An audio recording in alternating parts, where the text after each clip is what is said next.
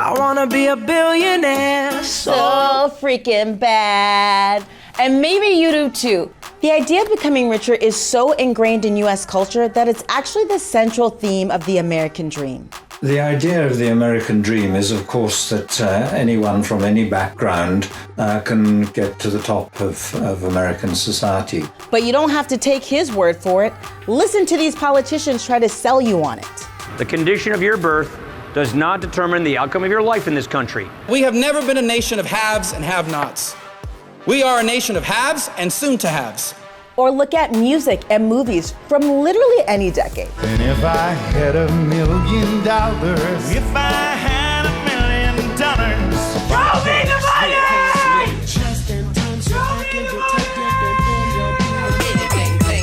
every time I buy a new ride, ping, ping. Hey fam, I'm Imayan, and this Sunday we're explaining how to become a billionaire, your odds of becoming the next Jeff Bezos, and how you can acquire so much wealth you'll never ever have to worry about saving money by filling your gas tank only halfway so you can drive to work to film a video all about becoming a billionaire. Yay! Let's do this!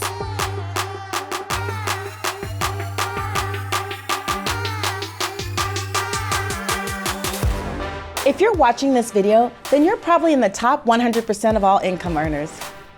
And you want to get into an even more exclusive tier. There was a time when $1 million was big money. Like that time there was a show dedicated to that premise. Okay, you ready? Yes. Here we go. Let's play Who Wants to Be a Millionaire? Now, $1 million is just something a billionaire feels like when he's sick. The sad truth is that from the perspective of very rich people today, $1 million is not a lot of money. That's venture capitalist and early Amazon investor Nick Hanauer, and he's one of the more than 1,500 billionaires globally.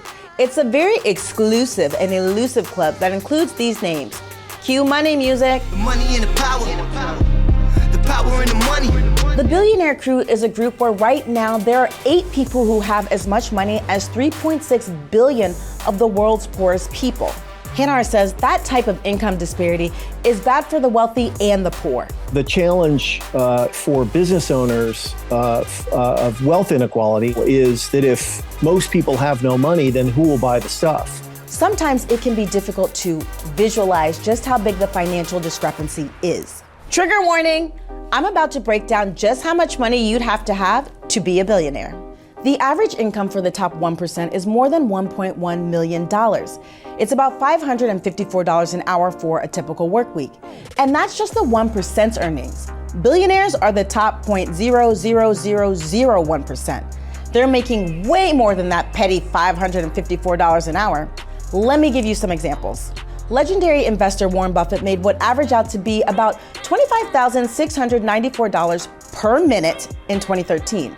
If that was your hourly rate, you could retire a millionaire in just 40 minutes. Hashtag retirement goals. Here's President Donald Trump's favorite billionaire campaign call out in 2016. I have Carl Icahns already endorsed me. Well, he made a lot less than Buffett, just $14,492 a minute, which makes him, wait for it, still a billionaire. Meanwhile, the federal minimum wage is $7.25 per hour. It'll probably take less than 25 years for the world to get its first trillionaire, and it'll likely be either this guy or that guy.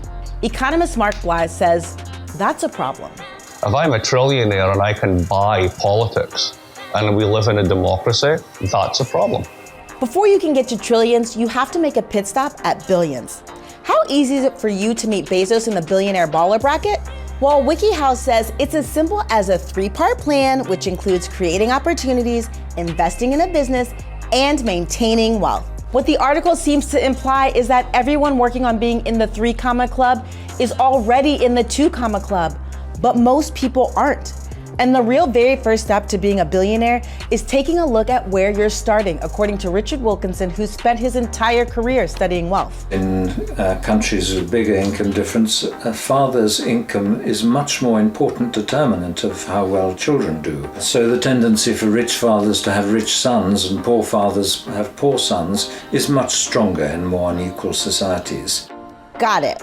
Classic life hack, have wealthy parents. And certainly, if you take a look at the life paths of the wealthiest people in our country, not a one of them started at the bottom, from Bill Gates to Jeff Bezos to Sergey Brin to Larry Page.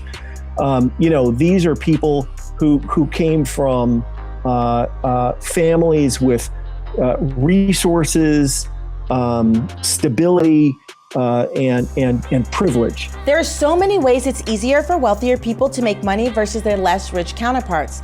They have the benefits of financial safety nets if investments fail, and they sometimes decide their own salary. Think powerful CEOs. The average CEO makes 271 times what the average worker earns. The gap between CEOs at the top and the average worker in the same company has increased enormously over time. And it looks as if CEOs' incomes are not related to company performance. A discussion about acquiring vast, golden, diamond-encrusted mountains of wealth is also a conversation about income inequality. And a good display of how this wealth gap has developed starts in the post-World War II era. And the return of happier days. Earnings grew fast and at the same rate on all rungs of the income ladder. If you adjust for inflation, the money doubled. The gap between people higher and lower on the income ladder was still substantial, but the disparity didn't actually change much during those decades. Then the economic slowdown of the 1970s happened. A long line, because the recession here has caused a 10% jump each month in the number of those needing help. Those at the top continued to see their dollars grow, but the middle and lower income households saw their gains drop sharply. The disparity between the groups got bigger, which means you'll need to have stronger thighs to jump across that wage gap. There's basically been a slowdown to a complete halt in terms of mobility between classes in the United States. It's as if the social ladder was much steeper, or the rungs on the ladder further apart. Check out this chart.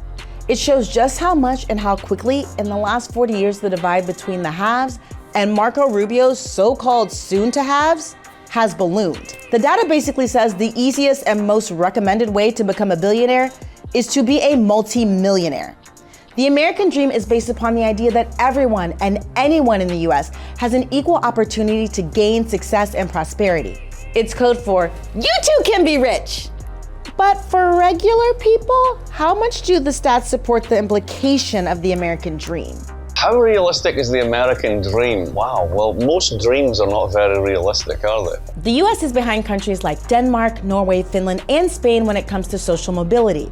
Our northern neighbor Canada is better at seeing people rise in wealth and class. Even the developing nation of Pakistan is beating us in this department. The US has many obstacles that disproportionately keep the poor from gaining wealth. There are payday lenders targeting the less financially flexible and charging them interest rates as high as 1,900%. Credit card companies wooing applicants who aren't fiscally stable enough to pay on time and then charging them higher interest rates. And banks charging late fees and overdraft fees that can bleed already anemic accounts. It is extraordinarily expensive to be poor. It is expensive and difficult, for instance, not to own your own car. It's expensive to need to live far from your job because housing prices near your job are prohibitively expensive. The poor often regard themselves as poor because they didn't have what it took. People don't understand the wider social environmental impact of inequality and social status. Now impoverished people are 20 times less likely than they were in 2001 to believe that hard work will get them ahead. And only 38% of Americans believe their children will have a better life than they've had. There are so many other statistics we could include, like how race and gender affect people's average income earnings and chances of moving up. That literally could be an entirely separate video, and luckily, we've already made those videos and have linked to them below. And by the way, we tried to get commentary for this story from literally all of the minority women billionaires in America, but we couldn't get a hold of Oprah. But one thing you should know is that your quest to become a billionaire may be affected by your political leanings. 66% of Republicans and those who lean right say hard work, instead of a person's advantages, have more to do with why they're rich. Democrats and those that lean left feel the exact opposite. 60% say a person is rich because they've had more advantages than others, as opposed to just working hard. There are a bunch of extraordinarily hardworking people in our society that are desperately poor and kept that way for structural reasons. And there are a ton of people in our society who are enormously rich and who are lazy, good-for-nothing clowns and got rich because they were in the way of some tidal wave of money, or they inherited or got lucky. The truth is that making the move to billionaire status isn't easy unless you or your family are already multimillionaires.